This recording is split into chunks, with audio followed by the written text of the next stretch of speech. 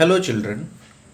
In the third part of our discussion today, we are going to discuss the company officials become nabobs.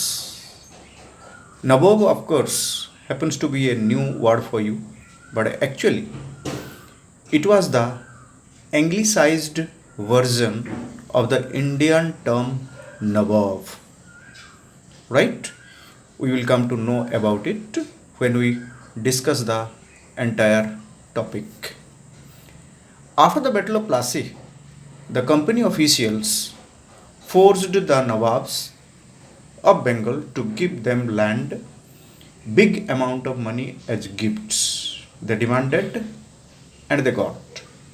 Robert Clive, about whom I have already told you, he came to India in 1743. When he was the governor of Bengal, appointed by the company in 1764, he was asked to end corruption in the company. He, as the head of the company in Bengal, was asked to end corruption in the company.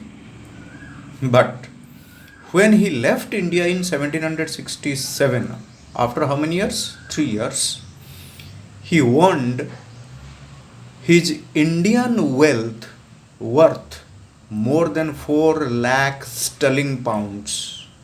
Whose currency? The English currency, sterling pounds. Right? How much? More than 4 lakh. It's a big amount. He himself was cross examined by the Parliament of Britain, but of course, acquitted for the lack of evidences to prove his corruption. Like him, many company officials, even though not all of them, made wealth while in India through corruption and through dishonest wage. And when they returned to Britain, they led a lavish lifestyle. They flaunted, displayed their wealth to the people over there and lived a very cozy, a very comfortable life. Right? For the type of lifestyle that they maintained, they were mockingly called by the people of Britain nabobs. Now understood the meaning? Nabobs, it is actually an anglicized version of the Indian term nawab.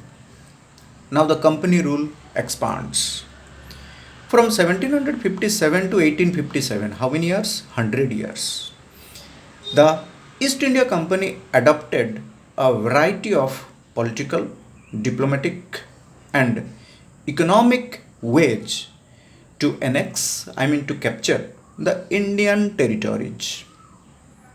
After its success in the Battle of Buxar in 1764, in which I have already said Mir Qasim was defeated, do you remember?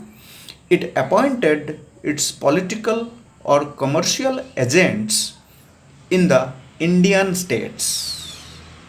And my dear children, these agents were called the residents. What are they called? Residents. Through these residents, the company interfered in the internal political and administrative affairs of the Indian states. Right? Now, we are coming to the topic, the subsidiary alliance. The company very often employed the indirect methods of capturing the Indian territories. There are only very few cases or few examples where they directly launched a military attack to annex an unknown kingdom or territory. Very few cases were there, direct attack. Now, subsidiary alliance, it was launched by Richard Wellesley, the Governor General of British Empire in India in the year 1798. Under this system, an Indian ruler who accepted the system was not allowed to have his own independent armed forces. He could not keep his own independent army. He got the protection of the company forces, but he was required to pay for them. Them here means company's forces. If any ruler failed to pay for the protection that he got from the company's side, one part of his territory was taken away by the company as penalty, means as fine.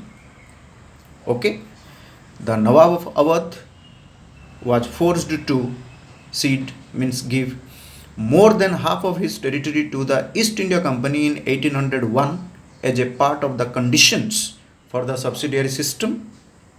Okay, and the Nizam of Hyderabad was also forced to give territories to the company as penalty under this system. Thank you.